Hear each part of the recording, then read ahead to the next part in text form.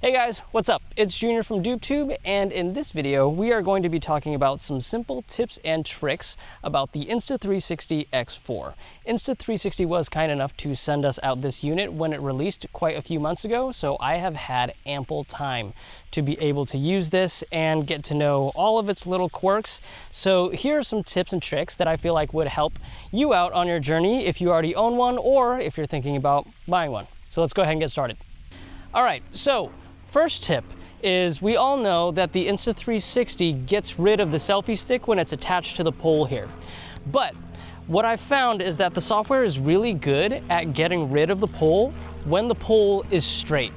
The thing is with gravity is that as the pole continues to extend really far, the issue is that it can have a tendency to bend, because if you kind of notice at the top here, it gets thinner at the top and then a little bit thicker at the bottom. That's to be expected because it has to fold within itself. But because of that, there comes a little bend when you hold it at extremely long angles. And so what you're actually going to notice when you go back into editing is that you're going to see a little bit of the beginning of the pole if you're holding it at extremely long distances. So my first tip of advice actually is if you want the selfie stick to completely disappear, I would have it at a short enough distance to where the pole can be straight. So I would say that falls comfortably around anywhere from about 1 to 2 feet is what I would say is comfortable with having the invisible selfie stick fully disappear so you can get the intended effect that it was supposed to be made for, right?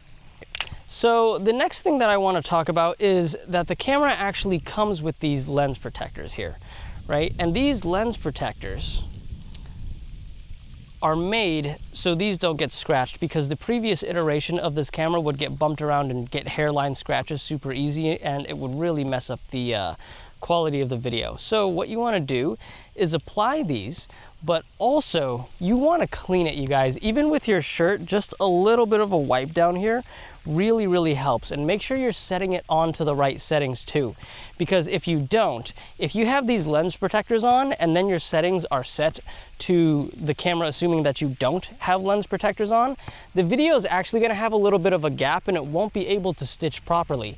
The good thing is, even if you do manage to screw this up and you didn't realize that you had it on a different setting, you can just go back into post and you can change the settings later to where you can communicate in the software, hey, I actually did have the lens protectors on, so if you can go ahead and fix that, that would help. And then it just actually closes that stitch in to really help. But yes, the lens protectors are there. It's something that has remedied a previous issue that has really hurt the performance of the last iteration, which now helps the performance of this iteration. But like, you know, it's so underrated. It can be so simple as wiping something down, but you guys don't realize how many shots that I was able to mess up because it was too foggy, just because I didn't wipe down the lens protectors, okay?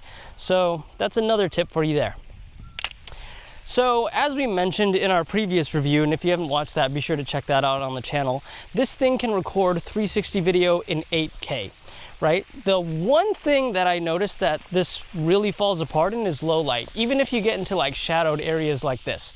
So what I would actually recommend, if you're in the shadows, if you're in any low light situation, switch it from 8K to 5K. There is quite a noticeable difference with the low light performance if you choose to shoot in 5K instead of 8K. Why does that take place? I'm just completely honest with you. I don't know why that happens, but it does work. Okay, so that is my last and final tip for this video. All right guys, and that was our tips and tricks video for the Insta360 X4. Thank you guys so much for watching. If you found this video helpful, feel free to go ahead and hit subscribe, throw the video a like, and if you have any questions, we're more than happy to answer them inside of the comments as well. If you're interested in buying this camera, be sure to peep the link in the description. And with that being said, I hope you guys have a great rest of your day. Take care, and we'll see you guys next time.